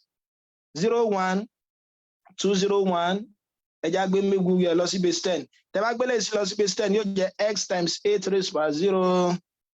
plus y times 8 raised by 0 àbùkátà láti dára láàmú tọ́ra ti gbélé yìí wá lẹ́ẹ̀kan kí ló fún wa ní náà mo ti ṣàṣìṣe ń bì báyìí o ẹ dákun tí n bá ti ṣàṣìṣe ẹ mọ pè mí padà àti ìpàdé eléyìí o 5 fún àyí base 10 ló sì ṣe ẹ̀wà o àbí ẹ tí ìpàdé ìbéèrè yín o ẹ má bínú ṣe pé base 10 láṣẹ gbé wá interdẹ̀ fẹ́ ṣe ní kí a fẹ́ gbé lọ sí base 8 padà tó ti yé 5 1 base 8 ẹ jẹ́ á wò 8 in 51 8 mélòó láti inú 51 6 àbí torí 8 times 6 48 kí ni ó mọ̀ ṣẹ́kù yóò mọ̀ kù 3 so ti yé 8 in 6 kò lè lọ 0 remainder 6 ajá sí pé 6 3 ni nọ́mbà 5 1 base 10 yìí 6 3 base 8 ni mo bẹ agbára yẹn torí intervention ni pé a fẹ́ dá padà sí base 8 ni mo rò bẹ gbọ́ bá wọn base 5 ló wà tẹ́lẹ̀ a fẹ́ dá padà sí base 8 tábà dẹ̀ fẹ́ gbé lọ sí base 8 a lè gbé lọ directly kí lákọ̀ọ́kọ́ ṣe a kọ́kọ́ gbé lọ sí base 10 náà láti base 10 a wá ṣe dá padà mo rò bó ti yé mi báyìí so ajá sí pé ní base 8 6 3 ni ó jẹ́ o ẹ má bínú so 6 3 base 8 so ajá sí pé kí ni y mi ó mọ̀ jẹ́ báwọn y mi ó mọ̀ jẹ́ x mi ó mọ̀ jẹ́ 6 y mi ó dẹ̀ sì mọ̀ jẹ́ kí ni yóò mọ̀ jẹ́ 3 ń gbọ́ pé xy lání so ti ẹ jẹ́ nǹkan dáadáa so xy ajá sí pé x mi ó jẹ́ 3 y mi ó jẹ́ x mi ó jẹ́ 6 y mi ó dẹ̀ jẹ́ 3 tó bá yẹ pé sọ́ọ̀mù náà ni wọ́n ní ẹ wá ajá sí pé ó jẹ́ 9 ọ̀nà àkọ́kọ́ nìyẹn ó yẹ ẹjá ṣe ọ̀nà ẹlẹ́ẹ̀kejì kí la ní xy base 8 201 base 5 ọ̀yà ẹjá ń gbélé yìí lọ sí kíni base 10 eléyìí a ti gbé sí base 10 àti mọ̀ pé 5 1 ni ó fún wa ajá sí pé tí n bá gbélé yìí náà lọ sí base 10 yóò jẹ́ x times 8 raised by 1 plus y times 8 raised by 0 so ti yé bá is equal to ọ̀yà àti mọ̀ eléyìí pé 5 1 ni ó jẹ́ pẹ̀lú ń ta ṣe lẹ́ẹ̀kan ọ̀yà eléyìí ó jẹ́ kí ni 8x plus 8 raised by 0 1 1 times y ó jẹ́ y is equal to 51 ajá sí pé mo lè sọ pé kí ni o mo lè ní y mi jẹ́ 51 minus what 8x so ti yé bá 51 minus 8x ẹ máa wá àwọn nọ́mbà tẹ́ pẹ́ mọ̀ ṣe kí ni tẹ́ lè mọ̀ gbé so ti yé bá nọ́mbà tó ẹ pa lè mọ ṣe kí ni o ta lè mọ gbé tí ó mọ sọ eléyìí di kí ni padà tí ó mọ fún wa ní answer eléyìí ṣe ń pé tá bá ní y is equal to 51 minus 8s ó dàbí ká ní linear graph náà ṣe ń pé tẹ́ bá ya linear graph òun náà ń gbé mo lè ní value x oríṣiríṣi tó lè jẹ́ kí ni o tó lè satisfy eléyìí igbó dẹ̀ sì jẹ́ pé mo ti gbé àwọn arákùnrin lọ sí base 10 ajá sí pé náà nọ́mbà tí mo lè mọ test wò tí wo bá yóò mọ ṣiṣẹ́ ń bẹ̀ òun náà ni pé kí ni o yóò mọ jẹ́ nọ́mbà tó wà láàrin 0 dórí 9 mo bó ti so àlàyé tí mo ṣe mẹ́rin ti tó láti mọ̀ pé kí ni base 10 eléyìí wà tàbá dẹ̀ ṣe lágbọ́n ní base 10 nọ́mbà mẹ́wàá máa ní yóò mọ bẹ̀ láti 0 dórí kí ni dórí 9 mi gbọ́dọ̀ ní 10 tàbí nọ́mbà tó ju 10 lọ mo rò bó ti yé mi báyìí ọ̀yà ẹja kọ́kọ́ fi 0 sí àga sí pé eléyìí ọmọ fún wa ní y is equal to 51 sáà lè ní 51 ní base 10 ẹ̀rí pa lè ní eléyìí kò jọ so ti yé báwọn tẹ bá gbé 2 náà sí kò jọ so tó bá ṣèmi lẹ́yìn ni màá lọ mú ní láti nọ́mbà tó tóbi mo lè bẹ̀rẹ̀ láti 9 ẹ̀yà tí máa lo 9 ńkọ́ ẹ̀rí pé ó ti jù lọ negative ní àdèlè ní negative ní binary number so ti yé báwọn tí máa lo 8 64 ni yóò jẹ́ 51 minus 64 òun náà tó ti jù lọ ẹ̀yà tí máa lo 7 ńkọ́ 56 kò jọ tí máa lo 6 ńkọ́ tẹ́ pé 8 times 6 yóò jẹ́ 48 51 minus 48 ó jẹ́ kí ni ó jẹ́ 3 ajá sí pé x is equal to 6 y is equal to 3 mo bí agbó àlàyé yẹn tí mo yẹ́ pé nǹkan kan náà ló yé wa so ọ̀nà yóò tẹ́ bá gbà kẹ́ ṣe answer kan náà la get so nínú ìbéèrè tí wọ́n tún mú wáyé pé mo sọ pé léyìí kò sí nínú ẹlẹ́kẹfà bí kò sí nínú kí là ń pè scope JAMB bẹ̀fà àǹfààní àwọn ọmọ wáìkì tó ń tẹ̀lé wa lọ ẹ jẹ́ ká ṣe torí yóò lead sí simultaneous equation so wọ́n ní the following simultaneous equations are written in base 2 pé binary number ní wọ́n wà a ní 111x plus 10y is equal to 10001 equation aláwọ̀kọ́ ni a dẹ̀ ní 10x minus y is equal to 10 ọ̀yà bó la ṣe ṣe lè eléyìí náà kò lè rárá àkọ́kọ́ náà kí là ń pè ní simultaneous equation òun náà ni pé tí n bá linear equation òfin ni pé ẹ rí pé a ní solution lóríṣiríṣi ẹ jẹ́ kí n ṣàlàyé díẹ̀ fún yín nínú mathematics so tí a lè ní different types of solution mo bó ti yé mi báwọn a lè ní unique solution náà ni pé kí ni answer kan náà lẹ lè ní òun ni pé kọ́kọ́rọ́ kan ló lè ṣí mo rò bó ti yé mi báwọn unique solution nìyẹn a lè ní infinitely many solution bí irú eléyìí tí mo ṣe lẹ́ẹ̀kan yìí ẹ pé tẹ bá wo eléyìí kápẹ́ bá ń ṣe lọ sẹ́yìn pé x mi lè jẹ́ nǹkan kan tó ti x mi tó bá jẹ́ 1 tó bá jẹ́ 2 ẹ dákun sánsà kan màmá ṣe pé fún gbogbo x tí n bá lò màmá get y fún gbogbo x tí n bá lò màmá get y ajá sí pé tí n bá fi x 100 tún kọ wọ́n bí báyìí tí n bá fi x 100 ṣe màmá ní y 100 náà ó ti máa mú ní solution tó pọ̀ nìyẹn but unique solution ni pé kí ni solution kan náà ni ó mọ ṣe kí ni o ni ó mọ bí kọ́kọ́rọ́ kan náà ni ó lè mọ sí a lè ní no solution bákan náà mo bó ti yí wa báwọn sorry unique solution gẹ́gẹ́ bí àpẹẹrẹ òun náà ni pé kí nínú ọ̀nà tá a lè gba rí unique solution ni pé tí n bá ní linear equation kan pẹ̀lú unknowns méjì ajá sí pé kí tó lè ní unique solution gbogbo ọmọ ní kí ni equation méjì náà so tí bá ní equation tí bá ní linear equation tó wá ní variable mẹ́ta unknowns mẹ́ta so tí bá mo ní x y z ajá sí pé kí n tó lè ní unique solution mi náà equation mélòó màá ní mẹ́ta mo rò bó ti yé mi báwọn so òun náà la máa ń pè ní simultaneous equation ni pé unknowns méjì la ní a ní x a ní y so tí a báwọn ajá sí pé tó lè mú wa ní unique solution tí ó fún wa ní kọ́kọ́rọ́ kan tí ó sì wọ́n náà ni pé ká ní 2 equation wọ́n fi ní 2 equation báyìí so simultaneous equation náà ni pé kí ni o ká ṣe méjèèjì papọ̀ ká wá nǹkan méjèèjì papọ̀ so tí bẹ́ẹ̀ ṣe mọ́ sí simultaneous equation náà lè ṣe ṣùgbọ́n tẹ́ gbọ́dọ̀ dìmú náà ni pé kí ni o mò ń ṣiṣẹ́ mi ní binary number base 2 tí máa ń ṣe ní binary number mélòó ni màá ní number méjì láti 0 débò dórí 1 ẹ̀yin gbọ́dọ̀ ní 2 mi dẹ̀ ṣì gbọ́dọ̀ ní tójú 2 lọ ajá ní tọ́nà tó lè yá ni pé kí ni o kí n gbélé yìí wá ẹ jẹ́ n gbé wá sí base 10 kó lè jẹ́ rọ́nà lọ kí n gbé lè wá sí base 10 tí bá ti gbé wá sí base 10 máa ní linear equation so ti yé bá kí n gbé lè náà wá sí base 10 ó yá bó láti gbé wá òun náà ni pé kí ni o mo lẹ́ṣẹ̀ kí ni ẹ fún wọn ní place value wọn 0 1 2 3 4 0 1 2 0 1 2 tó ti yé so ajá pé tá bá tún equation 1 ńkọ́ ilé ọmọ jẹ́ kí nígbà pé base 2 ló wà ẹ mọ́ gbàgbé base 2 ní place so ẹ kíyèsí ajá pé tí bá fẹ́ mọ́ kọ́ any place value wọn yóò jẹ́ 1 times 2 raised power 2 plus 1 times 2 raised power 1 ẹ jẹ́ nǹkan kí right mi yẹn kó kéré kó lè gbàbẹ̀ 1 times 2 raised power 2 plus 1 times 2 raised power 1 plus s times 2 raised power 0 plus 1 times 2 raised power 2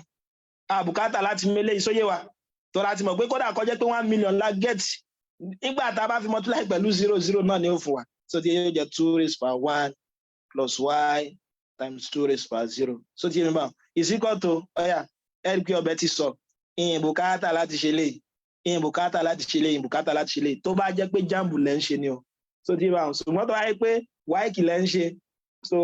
tí ẹ sì ní àyè tó pọ̀ ọmọ ọ̀rọ̀ yín kẹ́ tú sílẹ̀ so tí yẹn bá so ilé ọmọ jẹ́ kí ni 1 times 2 raised power 4 plus 1 times 2 raised power what? Raised power 0. I just put ọmọ jẹ́ kí ni 4 plus 2 plus 2 raised power 0 ṣe pé 1 ilé ó jẹ́ x 1 times x s any number raised power 0 1 ní ọmọ fún ẹ̀yin gangan fúnra yín tó bá yẹ pé number ní tẹ́ bá raised to power 0 1 alẹ́ jẹ́ so then plus 2 raised power 2 4 plus ilé yóò fún wa ní 0 ilé yóò fún wa ní y so yóò abúṣe jẹ́ y 2 raised power 0 1 times y so ilé yóò jẹ́ 16 plus what plus 1 2 raised power 4 2 times 2 times 2 times 2 ó yá tẹ́ bá ṣe síwájú sí ilé yóò jẹ́ 6 ilé yóò jẹ́ 10 ajá sí wípé yóò mọ jẹ́ kí ni o 10 plus x plus y is equal to 17 mo lè tún kọ́ ajá sí pé tí n bá tún kọ́ ilé yóò mọ jẹ́ x plus y is equal to 17 ẹgbárakùnrin wá bí báyìí tó bá ti fo gádà yóò di minus àbí so yóò jẹ́ 7 báwọn so a máa ní kí ni x plus y is equal to 7 ajá sí pé a ti tún equation 1 wa kọ so tí báwọn ẹjá pé lè ní equation 3 ẹ̀dì pa ti kọ́ ní linear form àbí ẹjá tún mú kejì náà wà a ní 10x minus y is equal to 10 ọ̀yà ẹjá gbóhùn náà lọ sí base kí ni o base 10 torí base 2 ni wọ́n ló wà mo rò bó ti yé mi báwọn ajá sí pé lè mọ jẹ́ 0 1 2 0 0 1 ẹ má gbàgbé base 2 wọn wà base 2 tí máa gbé lọ sí base 10 lẹ́nà jẹ́ 1 times 2 raised power 2 plus 0 times 2 raised power 1 mo lẹ bùkátà láti mú tẹ́lẹ̀ torí 0 ni ó mọ̀ fún wa then plus s times 2 raised power 0 is equal to 1 times 2 raised power 1 plus bùkátà láti mú oje so yé mi ìdí tá a fi gbúdọ̀ mú torí kódà kọ́ yẹ pé 1 million la get táwa tí wọ́n láì pẹ̀lú 0 ó dòdò padà ní ẹ̀ náà so kí lélẹ́yìn wa jẹ́ ilé ó jẹ́ 4 plus 0 plus x is equal to 2 so ti yé mi báwọn y ńkọ́ mo ti ṣàṣìṣe mi báyìí mi nǹkan tán eléyìí náà fún mi ní minus kí n ṣe léyìí y times 2 raised power 0 is equal to 1 times 2 raised power what raised power 1 so ti yé ajá sí pé ọmọ jẹ́ minus y is equal to 2 so ti yé mi báwọn yóò máa jẹ́ kí ni o s minus y is equal to 2 minus 4 mo rò bó ti yé tẹ́ bá dá eléyìí padà yóò jẹ́ s minus y is equal to minus 2 eléyìí jẹ́ equation 4 ẹ̀ẹ́dì pa ti rí gbé sí linear mo wá dé ipa méjèèjì papọ̀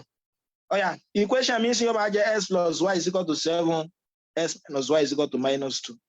ẹ má gbàgbé a ní method oríṣiríṣi tá a fi lè solve fún simultaneous equation so nínú èyí tó kọ́mọ́ ju tẹ́ mọ́ ń lò màá tún padà ṣàlàyé àwọn mìíràn ní àwọn ẹ̀kọ́ iwájú òun náà ni bí a lè lo substitution a lè lo elimination so ti yé báwọn ṣùgbọ́n in tí mo máa gba àwọn ọmọ akẹ́kọ̀ọ́ mi mọ̀ràn òun náà ni pé kí ni sẹ́rígbà tá a máa lo elimination ni elimination dà gẹ́gẹ́ bíi pé kí ni ẹ fẹ́ pa variable kan fún kan mo ti mọ̀ pé x àti y ni mo ní pẹ̀lú àlàyé tí mo ṣe lẹ́ẹ̀kan a ní unknowns méjì a ní equation méjì a ní unique solution àbí a answer so ti yé báwọn ọyọ̀ kan fẹ́ nìkan mo fẹ́ mọ x mo fẹ́ mọ y so ti adásípé tí mo lè ṣe ni pé kí n kọ́kọ́ pa ọyọ̀ kan náà so ti yé báwọn kí n kọ́kọ́ pa x náà kí n tó bọ́ sí ti y so intẹ́ẹ̀dẹ̀ fi lè pa x ni pé báyà mo fẹ́ yọ àwọn méjèèjì kúrò ní ara wọn so nísìnyí báyìí báyà ẹ wò pé intẹ́ẹ̀ lè ṣe ni pé ṣé tẹ́ bá yọ àbí ẹ bá rò wọn papọ̀ ṣé wọn ò kù so kẹtọ́ á lè yọ wọn kó nu ara wọn coefficient àwọn méjèèjì gbúdọ̀ dọ́gba kí ni coefficient x mi báyìí 1 kí ni coefficient y mi báyìí 1 lòun náà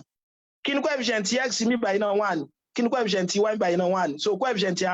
x àti x papọ̀ tó wáyé pé x ni mo fẹ́ ṣe kí ni mo fẹ́ eliminate ajásí pé máa kọ́ wò pé ṣé coefficient àwọn méjèèjì papọ̀ kí ni coefficient x 1 kí ni coefficient x 1 ajásí pé mo lè ṣe kí ni mo lè eliminate wọn tí màá máa yọ kúrò ní àbí máa add kí n tó eliminate wọn sẹ́yìn pé mo lè subtract náà tí bá ti subtract s yóò gbé s náà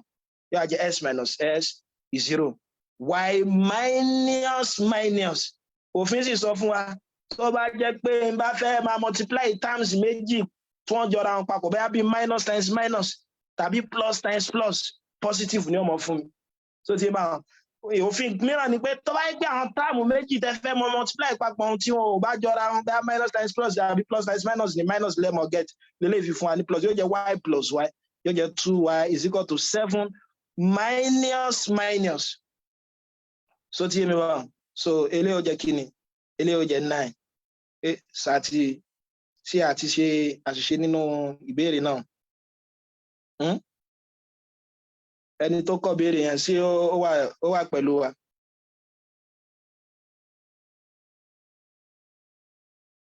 sẹ́ni ẹ wà pẹ̀lú wa torí wá eléyìí kò yẹ ká pé wẹ́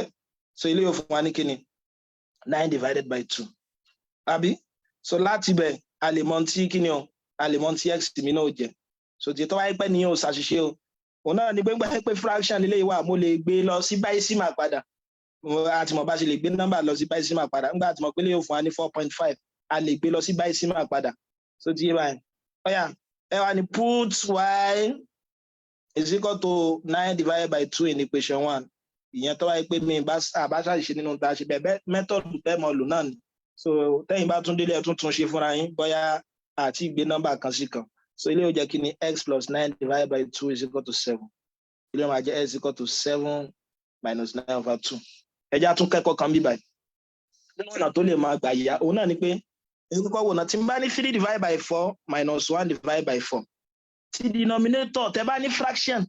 tí denominator wọn bá ti papọ̀ ẹ bùkátà láti wá LCM mọ́ ẹ kàn sí kí ni ẹ kàn yọ tàbí kẹ́ rò wọ́n papọ̀ kẹ́ wá gbé wọn sí fraction kan ilé ọmọ fún yín ní 3 minus 1 divided by 4 so tí wọ́n bá fún yín ní 17 over 9 minus 1 over 9 máa ṣe é pé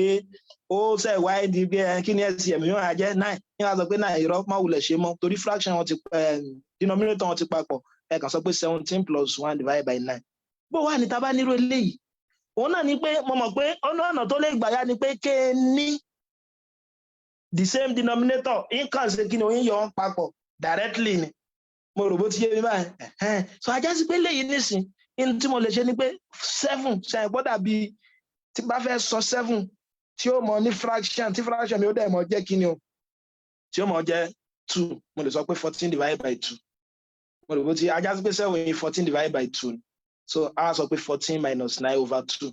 tàbọ̀ náà tẹ̀lé ìgbà ṣe ni pé ẹ multiply ti denominator yẹ wá ní 2 times 7 minus 9 ajá sí pé tí n bá ní 7 minus 9 over 2 kí mọ́ dára mi láàmú pé n sẹ́yìn wáyà ìsẹ̀mù kankan mọ́ yóò jẹ́ 2 times 7 14 minus 9 over 2 tí òun fún wa ní 5 over 2 so because ìdí ni pé JAMB táyé pé JAMB ni ẹ gbọ́dọ̀ mọ wá àwọn ọ̀nà tó jẹ́ bí shortcut tẹ́lẹ̀ tètè mọ́ ṣe tí ó jẹ́ kó lè mọ́ ṣe kí ni o tó tètè mọ́ lọ so ti tó béèrè yìí ẹ rí i pé tí wọ́n bá ní ká ẹ fi ánsà yín lẹ̀ ní base 2 ajá sí pé 5 over 2 ṣe pé 2.5 ni o mo ti mọ̀ pé x mi jẹ́ 2.5 báyìí y mi náà dẹ̀ sì jẹ́ kí ni 2.5 4.5 ajá sí pé máa dá wọn padà sí bicimals kí lélẹ́yìn ó jẹ́ ní bicimals form 2 yìí tẹ́lẹ̀ kò ní ìdíkẹ́ ndara mi láàmú sẹ́yìn pé 1 0 ni ó jẹ́ ní base 2 àbí so ti yé bó ni fractional part ẹ̀ nǹkan tí bá fẹ́ mọ tó wọ́n jẹ́ yóò jẹ́ 2 times 5 0 1 àbí so ti yé so mo ní máa multiply rẹ̀ lọ títí tí máa fi máa rí kí ni o títí máa fi máa rí tí máa fi máa kan 1 mo rò bó ti yé mi báyìí so eléyìí náà báyìí ẹ tún multiply rẹ̀ 1 times 2 yóò jẹ́ kí ni 2.0 so tí mo lágbé tẹ́lẹ̀ ìjáde yóò jẹ́ 1 eléyìí ẹ lè tún nǹkan tí yóò jẹ́ 10 mo rò bó ti ń bá wọn so ajá sí pé ọmọ jẹ́ 10.1 kódà ẹ lè dúró lórí aláwọ̀kọ́ yìí tẹ́lẹ̀ torí fraction lẹ́ ń ṣe gbogbo nọ́mbà ẹ náà sì ṣe kí ni wọn ò tó 10 ni wọn mo rò bó ti ń bá wọn so eléyìí náà bákan náà ẹ̀wẹ̀ ẹ̀dùn náà padà ṣe pé 4 ní base 2 yóò mọ̀ fún yín ní 100.1 tó ti yé wa tẹ́ bá délé náà padà sí kíni tẹ́ bá délé náà padà sí base 2 bẹ́ẹ̀ sì mọ̀ ṣe nìyẹn bẹ́ẹ̀ tí wọ́n bá sọ fún yín tó bá ní dínárì ní kẹ́ fi ánsà yín sí àti pé kò sí kíni ní wàhálà rárá ẹ lè fi kíni o ẹ lè fi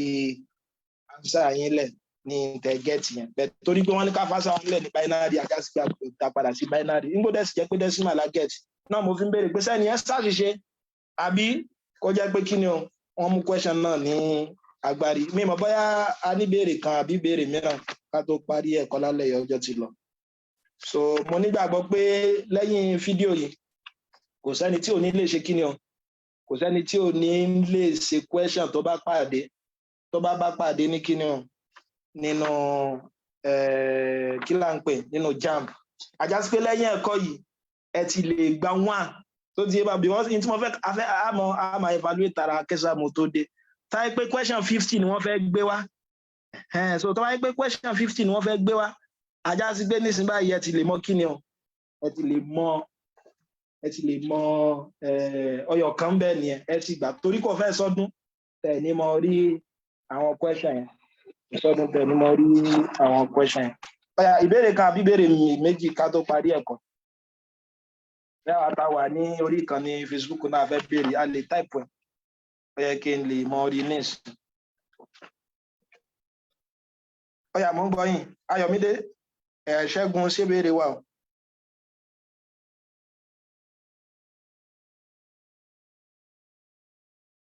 ṣé béèrè wà o sóyè wa ká tó parí ẹ̀kọ́ ẹgbẹ́ question aláwọ̀kọ́ tí mo kọ́kọ́ gẹ̀ẹ́tì yẹn mo ń wò pé bóyá béèrè kò sí sẹ́ni kankan tó béèrè òun lélẹ̀ ipa gẹ̀ẹ́tì ẹni wa kó jẹ́ 9 ṣùgbọ́n tẹ bá wo kápánsà wa wọ́n fẹ́ ká fi ánsà wa lẹ̀ ní base 5 gba ìbéèrè lè sọ fún wa pé leaving your answer wọ́n fi ká ánsà wa lẹ̀ ní smaller base ajá sí pé á dá 9 yìí padà sí base 2 wọ́n fẹ́ ká dá ánsà wa sí kí ni o bigger base ajá sí pé á fa ánsà wa lẹ̀ ní base 5 eléyìí lè jẹ́ 9 ní base 10 so tí bá kí ló dẹ̀ tún lè jẹ́ tí máa gbélé lọ sí base 5 ẹ̀ pé 9 in base 2 eléyìí ọmọ fún mi ní kí ni 4 remainder 1 àbí 2 remainder 0 1 remainder 0 0 remainder 1 ajá sí pé ó tún lè fún wa ní kí ni ó tún lè jẹ́ 1 0 0 1 base 2 bó ni tẹ́ bá gbé lọ sí base 5 náà ńkọ́ àti pé eléyìí ẹ rí pé 5 náà wọ́n fún wa níbàyí kápá gbélé lọ sí base 5 9 divided by 5 yóò mọ̀ fún mi ní 1 remainder 4 ajá sí pé ẹ lè ní 1 4 so kọ́má yìí pé tẹ́ bá iṣẹ́ gbé ọ̀nkú nígbà mo wẹ̀yìn ìwé mi 1 4 ló sì wá ń bẹ̀ so ìdí tó fà nìyẹn tó ti yé bá so òun nìyẹn so ìgbà tí ò sí béèrè mọ́ so mo dúpẹ́ pọ̀ ní ọwọ́ ẹ̀yin tí ẹ darapọ̀ mọ́ ètò náà lálẹ́ yìí pẹ̀lú ògo Ọlọ́run bá ní ọ̀sẹ̀ tó ń bọ̀ ní ọjọ́ Jímọ̀ a máa bẹ̀rẹ̀ pẹ̀lú tọ́pìkì tó kàn ṣé fraction ẹ wo inú sílábọ̀sì yẹn tọ́pìkì tó kàn òun láti mọ̀ bẹ̀rẹ̀ so lágbọ́ Ọlọ́run bá kí Ọlọ́run kó sọ wá ju ìgbà náà lọ ó dàrọ̀.